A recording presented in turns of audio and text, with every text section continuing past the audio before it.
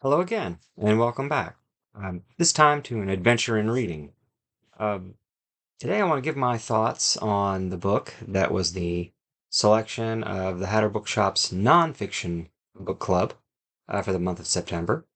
Um, the book club met September 13th and discussed this book, and without further ado, this book is Friends, Lovers, and the Big Terrible Thing by Matthew Perry. Um, Probably forever remembered by most of the world as the man who gave life to the character Chandler Bing on Friends. Um, let's just get it out of the way. It was a tough, tough book. Um, this book was published in the fall of 2022, around a year before Matthew Perry died. Um, and of course, I'm reading it now, close to 2 years after his death. Um, and I saw a review of this book when it first came out. I believe it was Olive from the channel of Book Olive. And I went back and took a look at it again after the book club meeting. And it's very, very clear she read the book before he passed away. And I think it makes a tremendous difference in how you view the book and how you react to it, knowing that you know how it truly does end. Uh, and the bitter irony of it all. Um, Of course, it's Matthew Perry's memoir. It starts close to the end of his life. He didn't realize it, but close to the end of his life when he was having a medical emergency. He had a perforated intestine that nearly killed him. Was in a medically induced coma for a fairly long period of time. Um, was saved basically by his assistant, who um, got him out of a rehab. He was in rehab when this medical emergency happened, and the staff at the rehab thought he was just seeking drugs and trying to get to the hospital to seek drugs, which I can understand their perspective, particularly after reading this book. But as it turned out, he was suffering a real medical emergency, nearly died, and that's where the book starts. Um, and very early in the book, I think it's in during that episode, he makes a statement. By the time you're through the first chapter or two, you realize that Matthew Perry struggled with the demon of addiction from very early in his life and really until the end of his life. And he makes a statement that, like I say, very early on in the book, that one of that a particular drug he just does not like, didn't like the effect it had on him, just didn't like how it worked, was ketamine, which of course we now know is what ended his life. A ketamine overdose, which directly caused his drowning. Very tragic. Uh, Tough book to read. You learn about his early childhood in Canada, about his broken home and how he dealt with that, or actually didn't deal with it. And then on to being shuttled, back and forth during his childhood for visits with his father, who lived in California, worked as an actor, and his mother and her his stepfather and the rest of their family in Canada. And it seems like it really took a toll on him. Um, never feeling like he quite belonged. Um, and like I say, much of the book, I would say more than half of the book, uh, if I'm being fair, deals with his struggles with addiction, with alcohol, with various drugs. Um, but the other half um, was was almost a nostalgic pleasure for me, because you learn about his acting career, how he landed the part on Friends, and how that almost did not happen. How he almost got stuck playing in a dead end show that probably wasn't going anywhere, but through a stroke or two of luck, he became Chandler Bing on a show that I would say really defined my generation. Uh, So I recall Friends premiered, I'm thinking, in 1994. And I didn't watch it for a while. My younger brother got me into it. Uh, he was good for that, getting me to watch stuff that I probably wouldn't have otherwise. I don't know. I think Friends was so huge, I might have eventually dipped my toe in. But immediately it connected with me. I am 2 years older, roughly 2 years older than Matthew Perry was. Um, he was born, like I say, 2 years after me. And when you looked at the ages of the cast of Friends and the characters they portrayed, I was right in the middle. Um, this was a show that really was about my generation, Generation X. And it'll always have a very special place for me. In fact, a, not quite a year after the show debuted, and by which time I'd become a huge fan, was my 10-year high school reunion. And I really remember there were several events. It was over the course of about a 3-day weekend, but but it was amazing. Different groups, different cliques. We were all talking about Friends, and we were all relating to Friends because it was a show. It was a show about our generation, and so we latched onto it. And so that part of the book was a real nostalgic pleasure for me. But even more so, it's when he talked about all the movies he did. Uh, like right before Friends, and then while he was on Friends, more than any other cast member, he was one to go out and do independent projects. Um, Movies that I'd forgotten about. Fools Rush In with Selma Hayek. I'd seen it, but I hadn't thought about it literally in decades. Um, Whole Nine Yards, Bruce Willis. Um, oh, and one that's very forgettable. Almost Heroes with the late great Chris Farley. In fact, if I'm not mistaken, it was the last movie Chris Farley did, who also had his demons and struggles with addiction.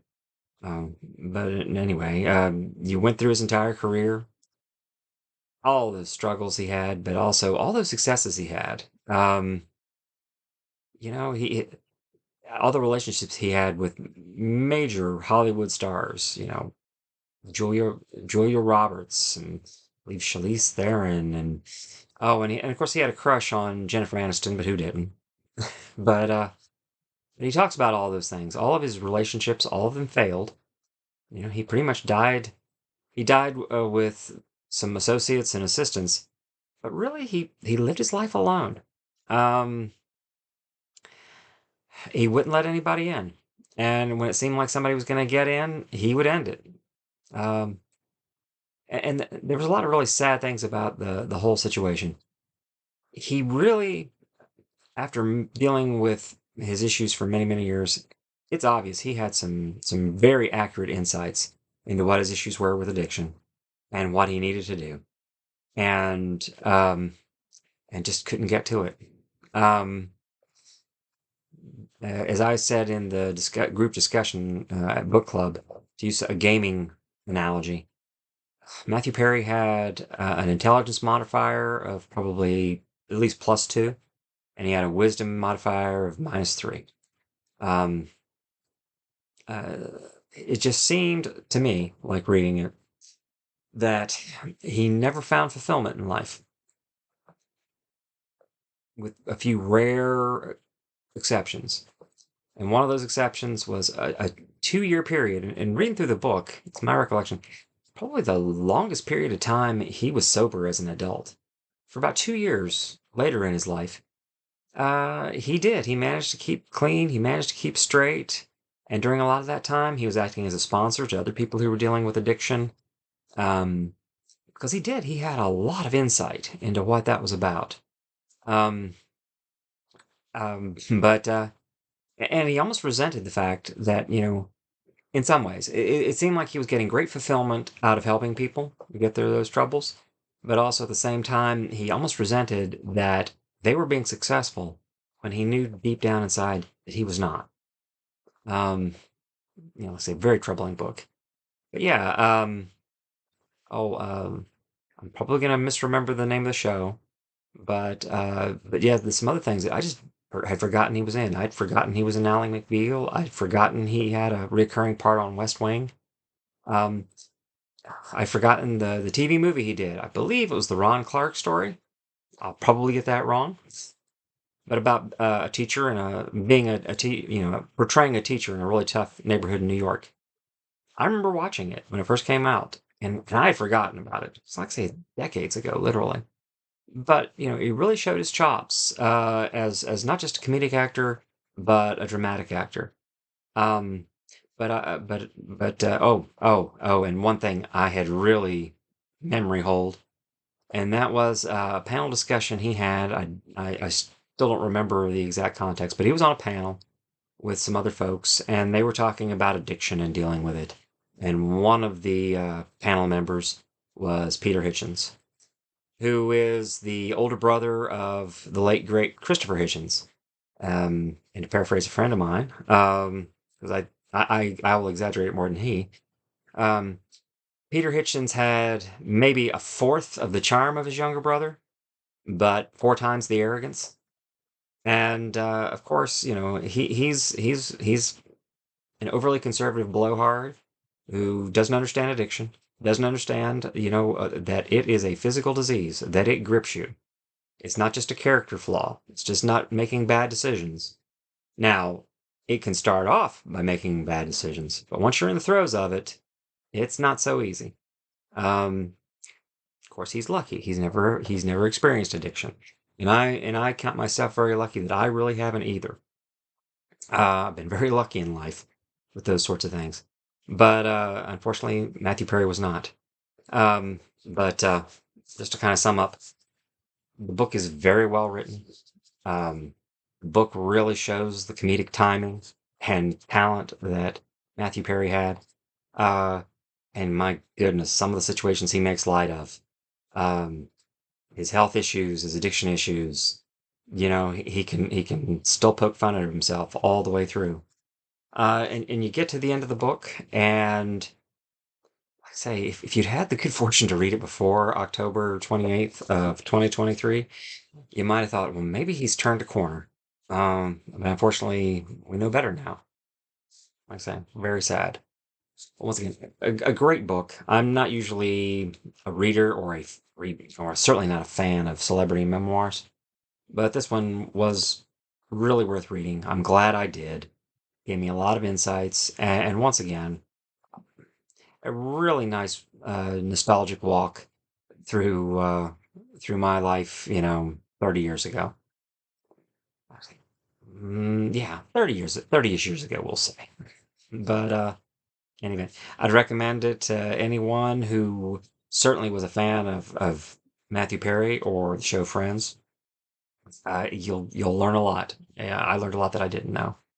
Um, uh, but with that, I guess I'll wrap up. But before I wrap up and wish everyone well, the book club, which we always meet on a Saturday.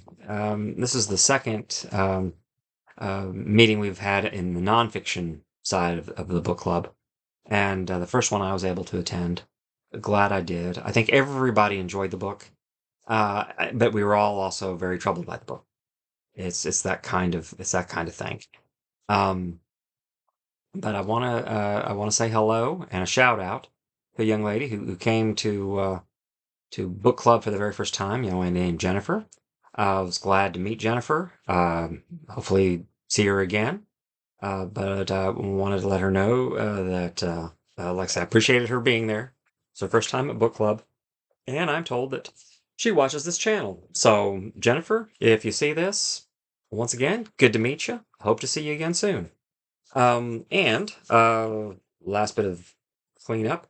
Um, the October selection for the nonfiction book club for the Hatter Bookstore is this book, Killers of the Flower Moon by David Grann.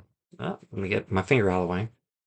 Um, Story of a series of murders amongst the Osage Indians, part of a conspiracy to steal the rights to the oil in Oklahoma. I've read another book already by David Grann. I think he's a pretty good writer of narrative history. Looking forward to reading this one. But that will be the October selection. And with that, I think I will sign off and say goodbye. And just want to once again tell everyone, be safe, be well, and never forget, have good book hunting. Thank you.